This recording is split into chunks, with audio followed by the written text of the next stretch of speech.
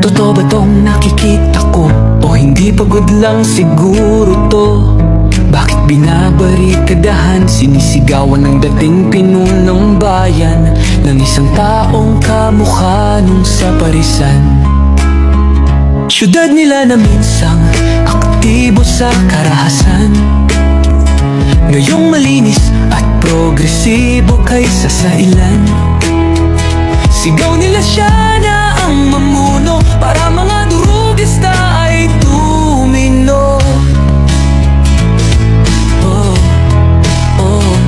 Dating pinupuri, tinitingala, nagbigay dangal sa lahi. Pag may lumalapit, abote na ang ngiti. Mahal ko ang Pilipinas, di ako papapi. Ipinanganak ako sa bayang mapagtimpi. Ipaglalaban ko ang kalayaan kahit ako'y masawi. Sisikat din ang araw, muli tayo magsasamang nakangiti. Inangat ang uniformeng kupas na may bahid ng dahas. Dudublihin ko sahod nyo, wag na kayo lumihis ng landas. Hulihin nyo mga gumagawa ng masama, kahit pangalan ko nakataya. Akong bahala sa kaso nyo, basta kayo ang nasa tama. Pero ano ang isinukli? Bakit kayo nagpunyagi? Pinakain nyo sa mga estranghero ang 80 na lolo'y parang may mali.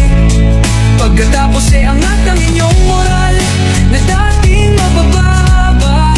Grabe ang isinukli, parang dumukot ng tae.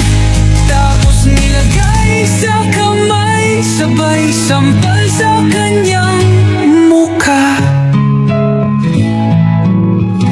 Mahal ko ang Pilipinas, di ako papapi. Ipinanganak ako sa bayang mapagtimpi. Ipaglalaban ko ang kalayaan kahit ako'y masawi. Sisikat din ang araw, muli tayo magsasamang nakangiti. Pinabaya ang ibang lahi ang humusga sa kasalanang di ginawa. Akala ko ba sa may kilay ang saludo, ba't tinaktakpan buong mukha? Matapos kayong maglamano ng harapan, pagkatalikod sabay hampas, martilyo sa bumbunan. Bayan ng matatapang na may mamamayang duwan, gumingiwi ang baby, halatang bangag.